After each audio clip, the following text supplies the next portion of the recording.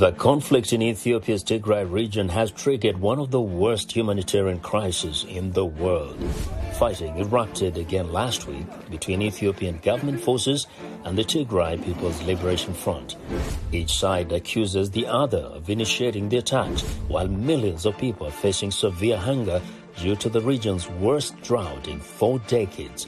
Did the global community forget about the humanitarian crisis in Ethiopia? The humanitarian crisis in Tigray is more than Ukraine. Maybe the reason is the color of the skin of the people in Tigray. What is life like for those caught up in the conflict? Henry Wilkins, who has been reporting for VOA from the region, will give us an update on the latest. Then we'll take an in-depth look at the Tigray conflict. Straight Talk Africa starts right now.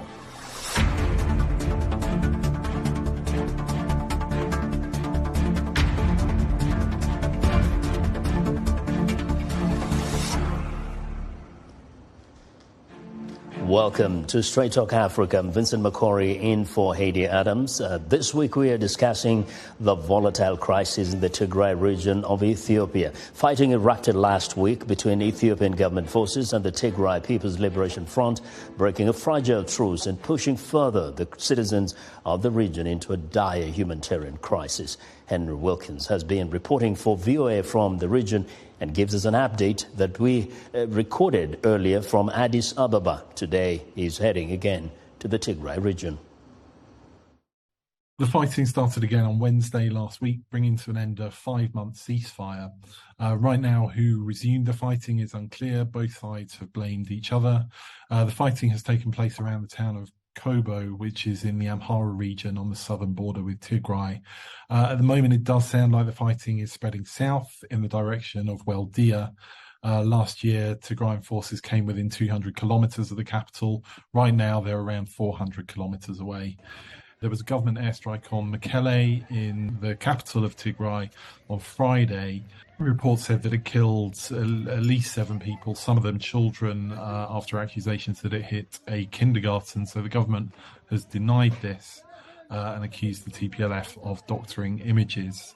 There have been some hopes of peace talks before the renewed fighting. This is looking less and less likely by the day. What humanitarian access had been allowed into Tigray, which was under a humanitarian blockade, has now been suspended. The UN have said that they're worried that parts of the region are already in a state of famine. So the situation really is desperate. The humanitarian situation really is desperate in Tigray at the moment. This is Henry Wilkins for VOA News in Addis Ababa, Ethiopia. Well, thank you very much, Henry, for that report. And we caught up with a few residents in Addis Ababa and asked them what they think of the latest resurgence of war in their country. I was shocked when I heard the news this morning. We had hoped that we were ready for peace, but now our home is gone. If they start the war, it would not be good for the people of Ethiopia and Tigray. Those who pick up their weapons are not thinking about the people. It's not too late to put those weapons down and come to the table to talk. This is something the Ethiopian people should come out and say. Enough is enough. Politics is a game of knowledge and art, and we should use that and come to the negotiating table. That should be the basis for Ethiopia. And we have to learn lessons from other countries who have been damaged by war, like Syria and others. The choice should have been negotiation and peace. We saw what war did last time, and it will do the same thing again. It will just cause damage. The main thing is peace. If that doesn't work, there's nothing we can do. Well, now joining us is our guests in studio, Salem Solomon, lead editor, Real-Time News, Voice of America. Joseph Siegle, Director of Research, Africa Center for Strategic Studies, National Defense University. And he joins us from Washington. And then we're joined also by Gizao Legacy, who is an analyst and is coming to us via Skype from the U.S. state of Maryland. A warm welcome to you, ladies and gentlemen. Kind of outnumbered here. But I want to actually start with you, Salem, right here in studio. You know, this is the latest flare-up, and the question, and you can see the people baffled and confused. Why did the truce fail? I mean, or has it? seeing this attack again happening? It's there's a little bit of optimism in the 5 months since the ceasefire and possible peace talks negotiation led by Kenyan President Uhuru Kenyatta and former Nigerian President Obasanjo, who was the African Union envoy. There was some hope that peace and negotiations were in the works, but what we were seeing last week, all of that has really faded away. There was an airstrike that attacked a kindergarten in the capital city of the Tigray region, Mekelle, killing several people, including children, as Henry just explained in the outset of this program. And so it seems as though that these peace negotiations are not really, it looks like there's no end in sight at the moment as conflict is raging. Yes. Now, Legacy, if I may come to you, what we get from Addis Ababa is that both sides blame each other. The TPLF has blamed the government for the violence, and of course the government forces blame TPLF. The question is, really, why have these two sides, from your own assessment, failed to get to a point where they can actually sustain this, cessation of violence, which really ends up hurting the citizens of Ethiopia, the innocent citizens? Thank you. I really appreciate the opportunity. So first, just to correct a couple of things, the war that started last week is not in Tigray. The only bullets in Tigray are the airstrikes. The war is waged against Afars and Amharas in the Afar region and the Amhara region by TPLF forces. So when we talk about the war, the actual victims who are being dislocated, who are being killed, kids are not going to school, are not in Tigray. It is in Afar and Amhara.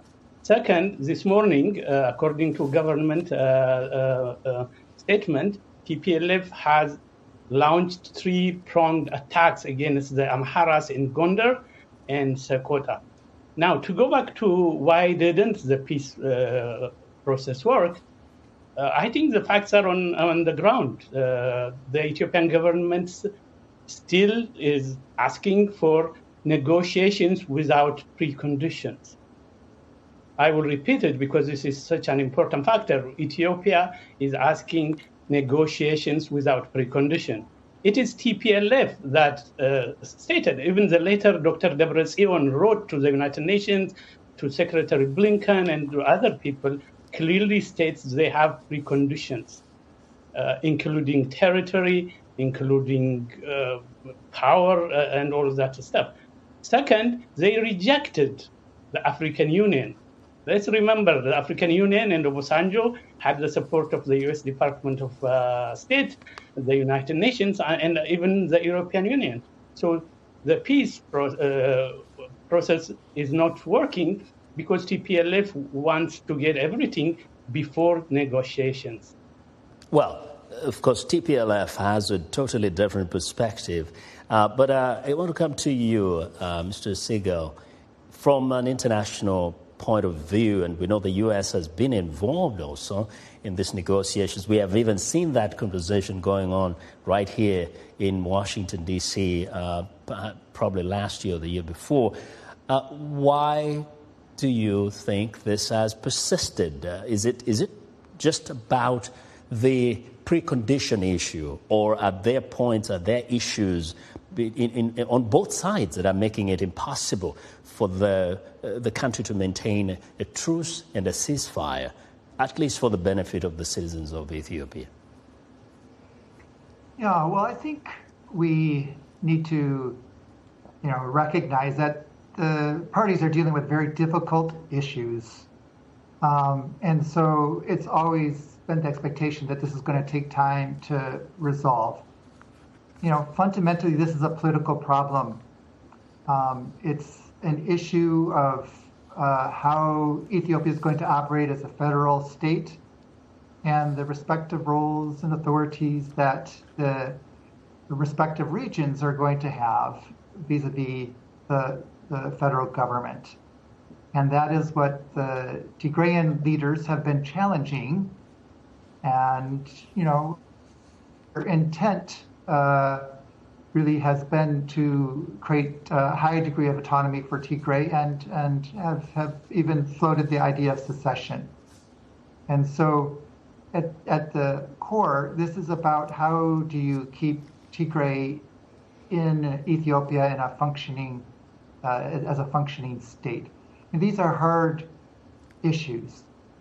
Tigray is challenged because it is geographically isolated, and it faces Eritrea on the one border, and it faces Ethiopia throughout its southern border, and so it is geographically isolated, economically isolated, and politically isolated. International actor has recognized Tigray as an independent state. Now, so it's hard, and there are a lot of really difficult issues to deal with. I think we should recognize, though, that there has been some progress over the last 5 months during the truce. There has been some incremental opening. There has been increased humanitarian assistance. There has been the freeing of political prisoners. There's been, talks about the negotiations. So there was some progress made. I don't feel that all hope is lost. I feel both sides do recognize in the end this has to be resolved through a political means. That said, there are hardliners on both sides, those who still want to use military force as a means of gaining greater leverage, or in the case of the Tigrayans, potentially retaking parts of Western Tigray, which would open up their border access to Sudan, which may be another lifeline through which they can resupply, and in that case, make this a more regional conflict. And if that is the case, then this could escalate again. Mm-hmm. So it's tricky, it's hard, but I do feel like there's a lot of progress that has been made and that can be built on moving forward. Yes.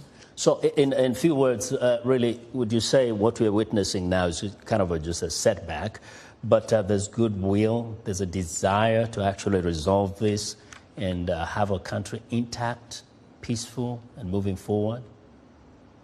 Well, I think there's multiple positions on each side, so it's hard to simplify it to a single term. But I think ultimately we'll just see how it plays on the ground. This could be a setback. It could be an effort on the part of the TPLF to try to strengthen its negotiation position.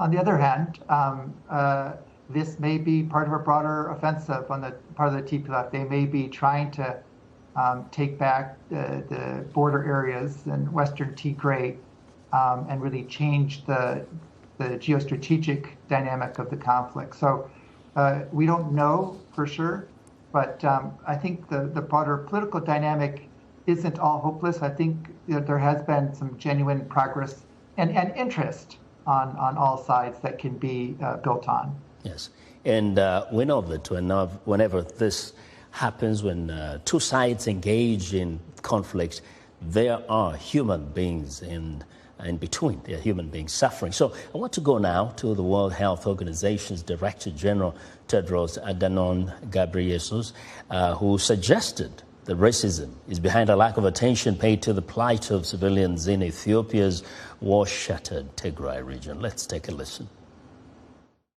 The humanitarian crisis in Tigray is more than Ukraine, without any exaggeration. And I said it many months ago, maybe the reason is the color of the skin of the people in Tigray. I haven't heard in the last few months, several months now, even a head of state talking about the Tigray condition anywhere, in the developed world especially. Why? I think we know. But the only thing we're asking is, can the world come back to its senses and uphold humanity? If it's the worst humanitarian crisis, and I'm saying Nowhere on earth 6 million people are sealed off. Nowhere.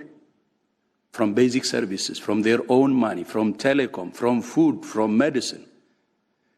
This is the worst disaster on earth as we speak. I am from Tigray. It's not because I am from Tigray that I'm saying this. That's the truth. The WHO Director General, of course, he does say he's from Tigray, but he's also speaking as an official of this world body. Now, you have been talking to people in the region. You're familiar with what's going on there. What are the people going through? What are they saying? And what do they feel about how the international community is responding to their problems? So, people are devastated, obviously, and also to the point, Tedros Adhanom, when he says that he's from Tigray, and he himself has said, he has family members that he can send money.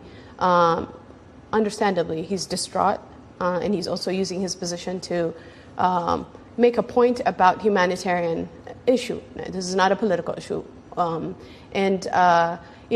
it's understandable that he is using his position to point out that this is a very, very dire situation that's going on.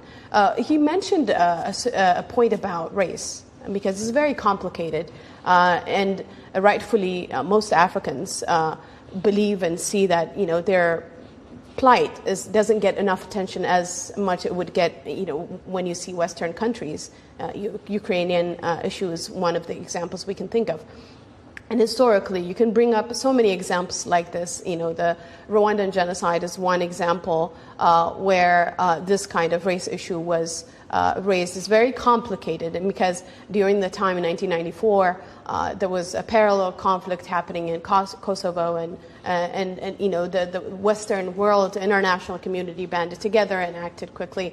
And so it's the same thing also when Ebola crisis happened in 2014. And so, the international community immediately acted on or responded quickly when the Western world was affected. And so there's this very complex plight and also legitimate issue of disregard for issues like what's happening in Tigray. So that's what he's raising. But from our reporting and from the people that we speak to, we're speaking to people who have gone through unimaginable horrors. Women who have suffered from sexual violence and rape in Tigray. And this is way before, how the war has escalated now. It's been how many years now? But from the start of the war. Human Rights Watch has said that some soldiers that are aligned with the Ethiopian government, the Amara militia forces, known as Fano, and also the regional Amara forces. Imagine, Tigray is basically sandwiched in all of these forces coming. And so these attacks have really wreaked havoc. Just to mention earlier, one of the panels said, a correction. But to set the record straight, what we know as journalists, the government has essentially blacked out basically information from going out. Our reporters are, people have meager means of even communicating with the world. Information is completely shut down. And so it's very, very hard to even really see the scale of damage that Tigray has gone through since the start of the conflict. Mm-hmm. But the conflict has spread all over outside of Tigray as well. And so, obviously, people are devastated. Yeah. Families are torn. The loss of people displaced and seeking refuge all over. And so it is very, very concerning and dire condition. And Gizao, you see, the WHO Secretary General talks about a whole 6 million people. And, of course, it's compared to the Ukrainian crisis, and they're saying the world has turned their eyes away from Ethiopia. As a person who is here in the United States, you're an Ethiopian, and you don't have to be from Tigray, for example. I'm not from anywhere closer there. How do you actually respond to kind of the situation there within the framework of what Dr. Tedros has said?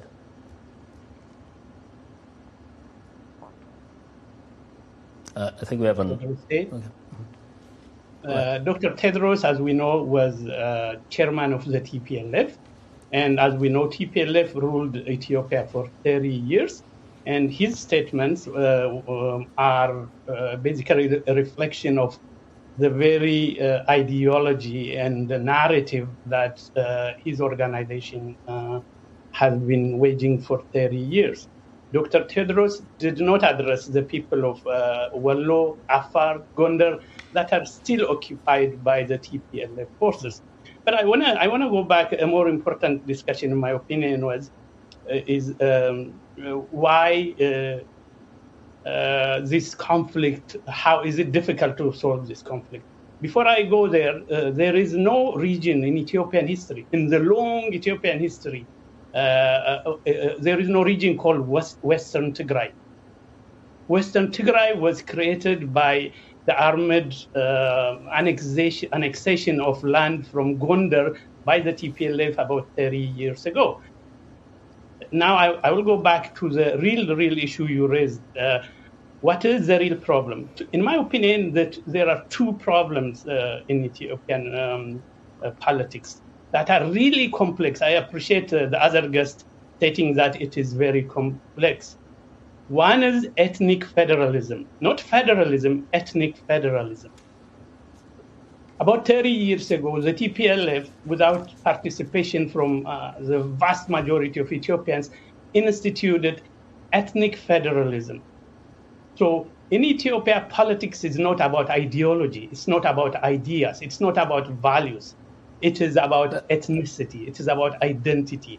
So in the political sphere, we don't see the competition of ideas like we just saw in Kenya during the presidential elections.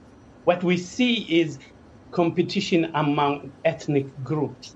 Mm-hmm. So now, from the very start, many Ethiopians, particularly the Amaras and those who identify as Ethiopian, have stated that the problem of the country is the very political system that was instituted by the TPLF. And we can advance that conversation, but I just wanted to ask you, like just in a word or two, do you, regardless of all that, have a kind of feel some compassion for the millions of Ethiopians, Tigrayans and others who are going through what they are going through every day? 100%. I tell you, 99% of Ethiopians sympathize, feel sorry, want to contribute to the well-being of the Tigrayan people. I think we shouldn't generally equate TPLF and the people of Tigray one and the same. Remember, at least 1 out of 5 Tigrayans live in other parts of Ethiopia, in Gondar, in Bahar Dar, in Addis Ababa, in Hawassa, in outside of Ethiopia. Yeah. They have businesses, they work in the government. Of course we feel like that. The problem is TPLF. I think we have to differentiate between the two. Now, but I feel very, very strongly for the people of Tigray. And that is something good to hear, because there's the humanity part of it, and we'll come back to that. Indeed, TPLF has a position. Of course, the government of Addis has a position. But I want to remind you that Straight Talk Africa is streamlining live on Facebook. Be sure to join our conversation there.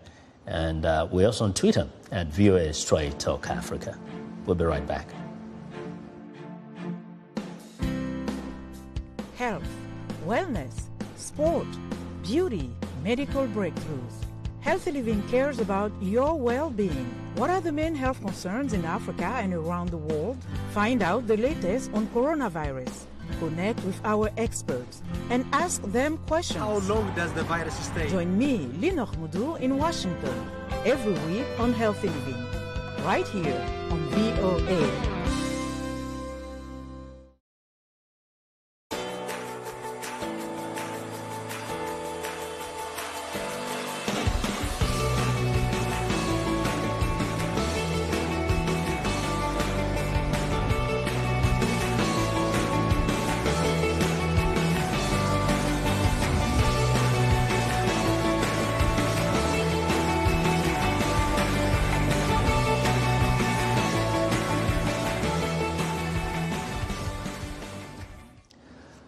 Well, we are talking about the conflict in the Tigray region in Ethiopia. Before we continue our discussion, I want to go to a report by Henry Wilkins on a controversial resettlement and land distribution effort by Amhara authorities in western Tigray.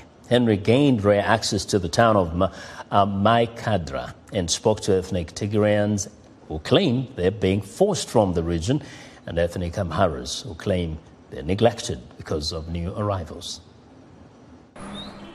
The state-funded Ethiopian Human Rights Commission in Addis Ababa recently told VOA it could investigate claims of land being redistributed unlawfully in the disputed region of western Tigray. If these claims are verified, they're certainly definitely very concerning to the Ethiopian Human Rights Commission, and we will monitor and investigate. Yes. According to a Reuters report published in June 2021, Amhara regional authorities were encouraging ethnic Amharas to move into Maikadra in western Tigray, an area that has been administrated by the Tigray region for decades. Amhara regional officials claimed 500,000 ethnic Amharas were forced off their land during the 30-year reign of the previous government, dominated by one of the parties in the ruling coalition, the Tigray People's Liberation Front, TPLF, which held power until 2018. VOA cannot independently verify that claim. The report also said Tigrayans were being illegally forced off their land as part of an effort to move ethnic Amharas into the disputed land, adding to rights groups' concerns of ethnic cleansing. Since then, Amhara officials have been reluctant to give information on the scale of the plan to settle ethnic Amharas in the lands previously inhabited by Tigrayans. Some told VOA in May, however, that ethnic Amharas continue to move into the disputed land. But ethnic Tigrayans are not the only ones impacted by ethnic-based land distribution, residents say. Given rare access to Maikadra, a town in western Tigray, VOA found a protest organised by ethnic Amharas against new arrivals from the same ethnic group. Protesters claim long-term residents are being neglected. Although VOA was advised not to film the protest, one demonstrator spoke on the condition his identity be hidden. Today we were forced to go out to protest, asking for land, as we are the ones left behind after the massacre and need to till land for our daily bread. The town of Maikadra made world headlines in November 2020 when hundreds of ethnic Amhara civilians were massacred by ethnic Tigrayans. An excavator had to be brought into the town to bury the dead, according to local reports. Amhara regional forces then engaged in revenge killings of ethnic Tigrayans. Atakilt Hagos Kassa, an ethnic Tigrayan who has lived in the community for decades, said many people sought refuge in this church during the massacre. He says he was saved from an attacking Amhara mob by Amhara friends, but most Tigrayans have fled the town because they fear reprisal. Almost half left the city during the night. Many of them went to Sudan. Some went towards Gondar. Members of well-to-do families went elsewhere. The mayor of Maikadra insists relations between the two ethnic groups have improved recently. The people guilty of carrying out the massacre already left the city. Those killers will face trial. No one pushed them to leave the city. They left on their own accord because they know the land doesn't belong to them. That's why they killed and massacred. He dismissed claims of ongoing ethnically motivated attacks against Tigrayans and played down the issue of land disputes and the protests taking place in the town that day. Henry Wilkins for VOA News, Maikadra, Ethiopia. Well, that was Henry Wilkins reporting. We are talking about the conflict in the Tigray region of Ethiopia. Here in studio, I have Salem Solomon, lead editor, Real-Time News, Voice of America, Joseph Siegle, Director of Research, Africa Center for Strategic Studies, National Defense University, and we have Gizal Legacy, an analyst who is joining us via Skype from the U.S. state of Maryland. And welcome once again. Now, I want to go to Siegle. I would like you to react, of course, to that report we just heard there. It kind of demonstrates the complexity of this issue in Ethiopia. We can see there's history there. There are things that have been done by the TPLF government, by, the historical complexities there. But at the same time, Mr. Siegle, the WHO Director General, has said the conflict in Ethiopia is way bigger the humanitarian crisis is way bigger than that of Ukraine, but nobody's talking about it. So here's the question. Is it because, or is this being an internal conflict making it a bit more different than the Ukrainian situation where there's an external force invading another country? Well, I think that is one factor. It's just so much more difficult to get information out of Ethiopia, and so it's not making it onto the international headlines. What's happening in Ukraine is in Europe. There's all kinds of reporting on it. It is affecting security in Europe, and so that's part of why the publicity is there. And I think Dr. Tedros's statement, I think everybody can sympathize that there needs to be more attention to the humanitarian crisis in Tigray and Ethiopia more generally. And we can say, that holds to other parts of Africa, that Africa doesn't get the attention that it deserves when there are these humanitarian crises, which, largely are driven by conflict. And so it also means, we need to dedicate more attention on the diplomatic side of things. And I would just put that in context that, despite the lack of attention, the limited humanitarian assistance in Tigray is not because of lack of international support. It's because of the political impasse. There are resources available. Ethiopia has, on average, received about $4 billion of humanitarian and foreign assistance since 2018, and for years before that, it was receiving $2 to $3 billion a year in foreign assistance. So, Ethiopia has clearly been a priority in terms of international attention and support. With regards to the complexity, I think the clip does a very nice job of showing, there is contested territory here. And indeed, it's a very emotional issue for both Amhara and the Tigrayans. Because in 1991, when the TPLF took power, Amhara claimed that territory was seized from them and reconstituted as part of Tigray. And so that is why the area became such a hotly contested property soon after the fighting started in 2020. And there have been accusations of atrocities on both sides. Yeah. Mm-hmm. And this accusations and counter-accusations, of course, will continue. And in every conflict, that's the reality. That's but I want to just go back to that report a little bit. It talked about the Western Tigray, and we know that Gizal, I guess it was like this, that's kind of an artificial creation, or rather it never existed. Is this now a reality anyway that needs to be faced by both Tigrayans and Amharas and also the authorities in the entire country of Ethiopia? Yeah, it really is about Ethiopia's fundamental, most of the conflicts in Ethiopia's regions, not just in the Tigray region right now, but in most of the regions in Ethiopia. In fact, even the conflict and the protests that led to the resignation of the prime minister prior to Abiy Ahmed was land. Resources and land are fundamental issues. Disputed lands are fundamental issues that result in these protests. And then, unfortunately, in Ethiopia's case, especially in the Tigray and Amhara region case, it manifests itself in the form of ethnic tensions that have been simmering for quite some time. And so Western Tigray has been administered under the Tigray region for the past almost over 20 years because of the way that Ethiopia has been governed under the ethnic federalism system.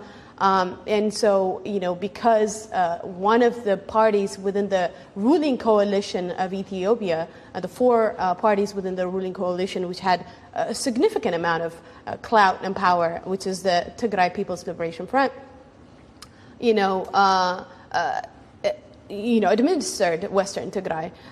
Prior to that, the Amhara authorities say that That region is forcefully occupied by under the Tigray region, but they call it with a different name. They call it Walqayit, Tagare, and Dalamtin. These are the regions that they think the Amara say have the right to ownership of the land. Mm-hmm. But what has happened since the conflict started, and what the Human Rights Watch and Amnesty International have documented and have concluded, is that ethnic cleansing have been taking place. This is the word of the advocates who've studied it and spoken to hundreds of people who've been bussed out of this land forcefully because of this dispute that existed. But the Constitution of Ethiopia, and experts that have spoken to Henry and a lot of reporters that have impartially looked at this, because it's very contentious and everybody has a stake and takes a side in this conflict, to look at it from an impartial perspective. Most historians that have studied it, and most historians that study disputed land, say that it really is a zero-sum game. Mm-hmm. If there is no, both sides are saying that it belongs to them. And we have someone else I want us to listen from, but before then, Gizao, the land issue is both emotive, it is controversial, and in any African country, you can be sure there are issues with land, whether it is between different ethnic communities or even colonialism and the years after. Now, from your vantage point, as an Ethiopian, by blood, do you see the capacity, does the country have the capacity to take away the history and say, we are starting now to move forward as a nation? There are things we may not change from the past, but we want to build a country together. Yes, TPLF existed at some point and did 1, 2, 3, and other governments have done certain things they've been accused of. But then, can we put certain things aside? Do you see the country's leaders, both sides, having that capacity to do that and move forward? Yeah, I think you raised a very, very key issue. In my opinion, many millions of Ethiopians think the way you think. The issue is not land. The issue is the constitution and the politicization of ethnicity. You probably know Nigeria tried to have ethnic politics. It didn't work.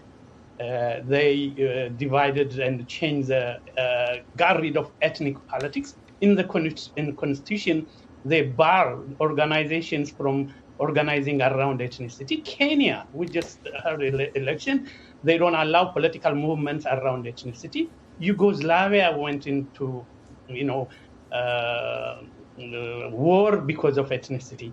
Many Ethiopians, like me, who do not agree with TPLF or ethnic politics, we want land to be for all Ethiopians. There should be citizenship. Let me, if I may finish. Yes.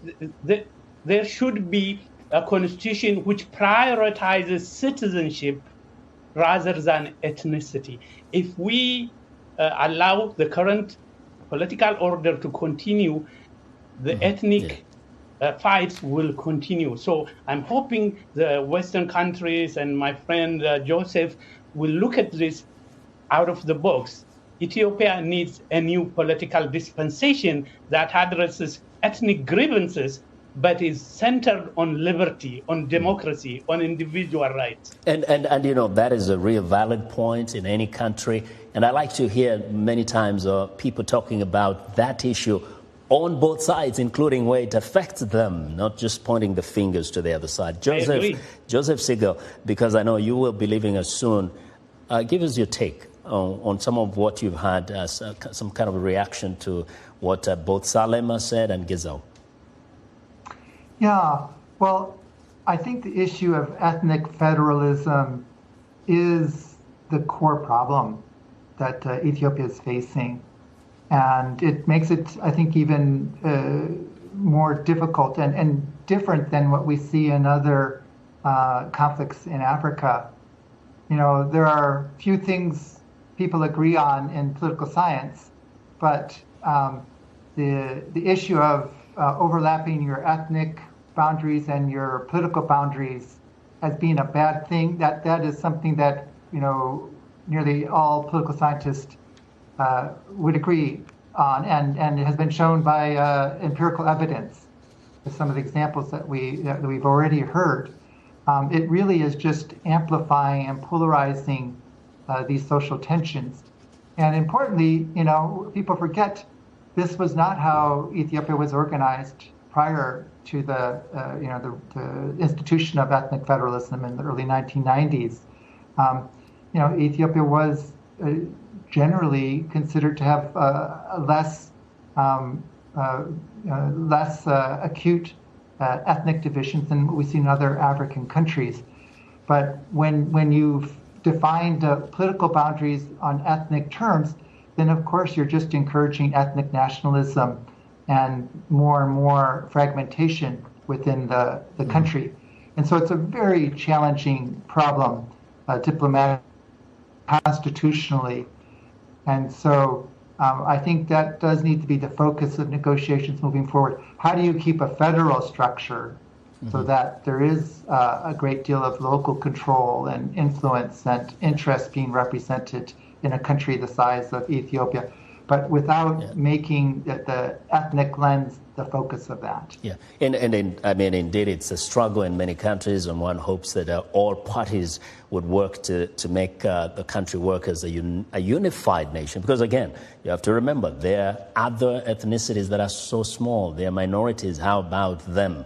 They don't have the voice. They don't have the power. What do they do? Now, Joseph Siegle, thank you. I know you're going to leave us soon. Joseph Siegle is Director, Research, Africa Center for Strategic Studies at the National Defense University. We really appreciate you being with us. But if for some reason things change, hang in right there. But now we want to go to Maiza Gebremedin, a Tigrayan activist, a researcher, human rights advocate, who talks about the violence against women in the Tigray conflict. Let's watch. And we have learned that this isn't just another collateral damage of conflict. Rather, it was very methodological and it was very systematic in its implementation. What that means is the Allied forces were using gender-based violence, or to be specific, rape and sexual slavery, not only to demoralize the Tigrayan women and at large the population in Tigray, but also to eliminate the Tigrayan identity, to Amharanize them or to force them into abandoning their natural identity and give them a new one. So we have been hearing stories. Well, that is heart-wrenching, and we've been reporting on the suffering, the anguish, the pain that women, especially women, have gone through in the conflict region. Now, give us your further kind of comment on not only what she said, but all the other stories that you've had to listen to from the Tigray region, from Ethiopia. It's very difficult as a journalist to listen to, especially when you speak the language, when you listen to what kind of violent acts have been committed on children sometimes. Some of the rape survivors are the ages of 6 to 80 plus years old. And so it was very, in some cases, as Human Rights Watch said, and they're reporting their finding after a year-long report, that some of these tactics they categorize as a weapon of war. What you see in conflicts that one of the interviewees said, the intent of this kind of violence is to humiliate, because in the culture, when you're a rape victim, who do you speak to? It's a taboo. It's a pain that you not only get traumatized when the act happens, but also you can't speak about it within your community. And this has happened throughout the war by soldiers. This is what makes it very, very complex and very hard to listen to victims throughout the war. It's still ongoing. And the thing is, there are retaliatory attacks too. So when these acts happen in Tigray, retaliatory attacks. We've heard from attacks on refugees, people who are basically stuck between a rock and a hard place, and they have nowhere to go. They can't go back. Eritrean refugees, we've heard that they can't go back to their home country, and then they're stuck in Tigray, and they're, being attacked from all sides. So very, very dire situation. But I want to also mention about the rhetoric around this. There's been very concerning rhetoric around the conflict in Ethiopia, including from politicians, high-level politicians, advisors of the Prime Minister, using rhetoric or the Prime Minister himself, calling either TPLF members or politicians using terms that are very troublesome, like calling the other group cancers, terms that are very concerning, and also that can have ripple effect in the community. Social media plays a very, very dangerous role in this. But we've seen the vitriol and rhetoric, very concerning rhetoric around this, not just the act within the battleground or within the communities that we are seeing, victims of all these violent acts, but also the language used during the conflict is extremely concerning, especially when you listen and understand the language. It's been very, very concerning throughout the war. Right. Now, Giza, in conflicts, generally, of course, as we said, there are historical things that have happened. I mean, historical injustices. For example, TPLF was in power, and it has been accused of having done certain things that people can't forget. But does this make some people on the other side insensitive to the suffering of the people in the Tigray region, just because, of course, there's a history. TPLF did a few things, or a number of things that, of course, are documented. Does it make people insensitive to the extent that the focus is not on the humanitarian crisis, but too much about the politics and the past, to the extent that now the more important thing is who wins, especially on the ability to vilify the other side? Extend my sorrow, my grieving or my grievance for the victims of sexual assault. So I am sorry that this happened, and the people who committed this crime should be held accountable, and I support that.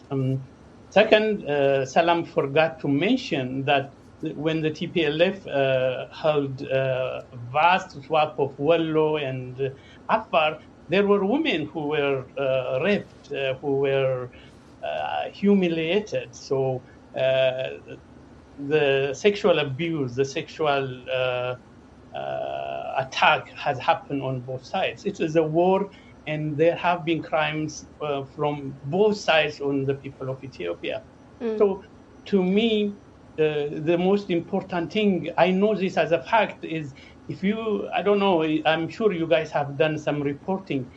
Not hundreds, at least 100,000 Tigrayans have migrated from Tigray to Wallo, to the very area TPLF held 7-8 months ago. The people of Wallo accepted these people. They gave them food. They were running away because they didn't have enough food. TPLF was forcing them to give their children XYZ. The actual problem is not within the people. I mean, let me tell you something. I'm an Amara. I grew up in an Oromo region. I'm married to a Gurage from the south, and I have in-laws from Tigray, from Eritrea, Muslims, Christians, Oromos. My 3 brothers married Oromos. So the issue is not within the actual, the regular Ethiopian. The issue is the political elite and the constitution. In Ethiopia, fame, power, resources are a function of what ethnicity you come from. So what I'm hoping is the international community, as bad as we feel for the victims, gradually we have to think the solution is outside of the current political system. Nobody should be a victim, but we should think forward. We cannot stay where we are. Otherwise, as you said, Ethiopia has about 83 ethnic groups. Two ethnic groups, Amaras and Oromos, make about 65% of the population. 6.2% of the population is Somali, and about 6% is the Tigrayan. The others are minority. We don't hear it a lot, but they are fighting on borders. Almost everywhere there is a border issue. Yeah. So my suggestion and what my hope is, we all come to the center and say, ethnic grievances should be addressed. Our politics should transcend to what I said earlier, to democracy. Can I just jump in here?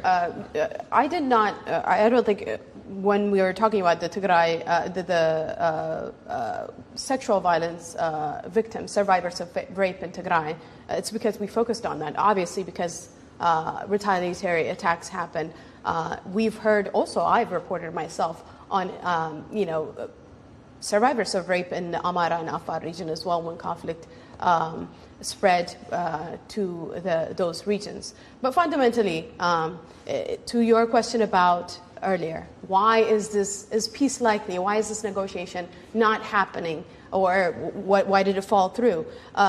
From the leadership of the Tigrayan perspective, from what we've seen, I know Mr. Gazao said that there's no bullet in Tigray, or the war is happening in the Amara region.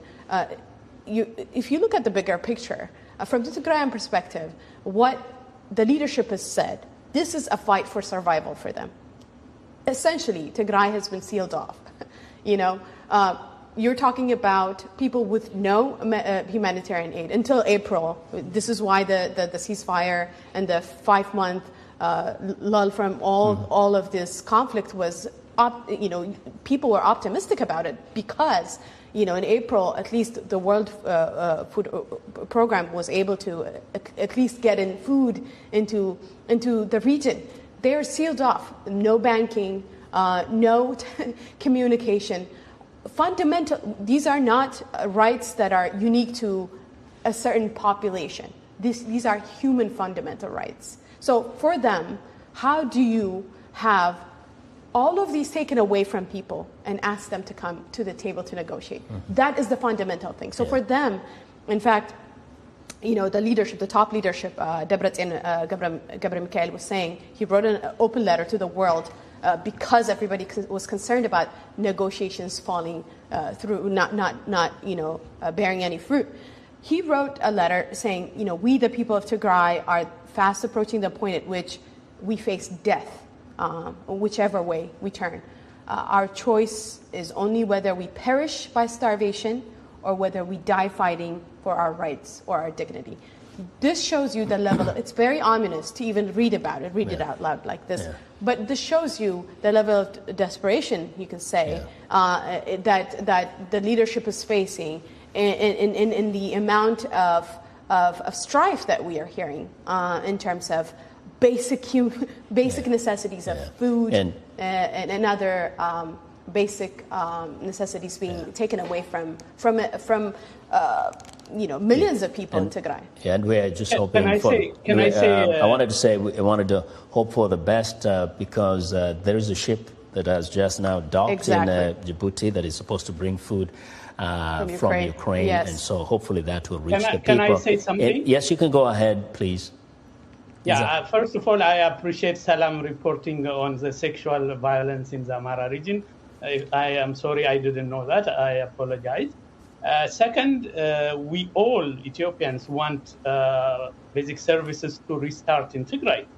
But we also, the government also has offered basic services to start after negotiations. I mean, if you think about it, let me go ahead.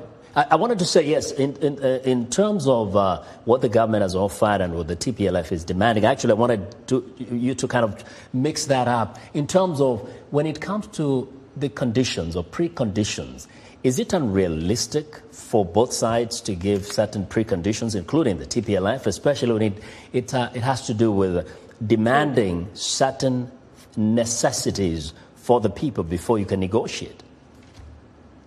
If you ask me, the most contentious issue is the issue of territory, Walqait. Out of the condition the TPLF has announced, there are two things. One is Walqait. The other one was the TPLF army. In any country, there are no two armed groups. So if these things are gradually negotiated and the TPLF army does not have access to use the internet and telephones and money to arm itself and re-attack Ethiopia, then the basic services can start. But of course, that is now the position of the government. But people don't see those form of communication rights, for example, as being for the war purpose. But of course, indeed, it can end up starving the people of everything. No. And that doesn't look good, of course, I think, for some of those on the other side, right? Why don't we bring up the numbers of people that are affected here? Yeah, you know, the situation in Tigray is extremely dire right now. 2.4 million people are severely food insecure, completely shut off, according to the World Food Program. Last year, more than 5 million people were displaced within Ethiopia, which, according to the Displaced Monitoring Center, was the highest number ever recorded in a country, surpassing Syria, countries like Syria. And so on top of this fighting, the country is facing one of the most severe droughts, as we know. The whole region is facing this because of consecutive missing rainy seasons. And so this conflict is happening in the backdrop of all the natural disasters, the conflict in Russia and Ukraine, obviously, because of Russia blocking grain. It's created this huge food crisis, not just in the country, in the Horn, but globally as well. So this is the backdrop, and this is the negotiation that has been very difficult for observers to really understand, is that how do you negotiate access to food? Yeah, so Giselle, you can continue. And of course, it's that part where people feel the Addis government has the power, but then it looks like it has the power of life or death over the people of Tigray. So how would you explain that? And I was just trying to understand that the people of TPLF or Tigray region cannot negotiate they can only negotiate without any of those demands being met. First of all, let's differentiate two things. Food has been, hundreds of trucks have been going into Tigray. Even recently when Mike Hammer, the envoy to the Horn of Africa, visited Mekelle, he took a picture with tons of food. Months and months of lack of food prior to that. May I finish? Yes, there was a problem. Millions of people, months and months of... May I finish? I think it's important to see what is being done on the ground. I'm actually agreeing with you. Food, medicine should be provided without any hindrance. I'm just stating the facts. Yeah. You know what? We will have to continue this conversation. Thank you. Time does not favor us. On that note, we want to thank our guests, Salem Solomon right in studio. Joseph Siegle left us a few minutes ago, and Giselle Legacy. Thanks also to our audience for tuning into Straight Talk Africa. And that's it for now. Have a good night.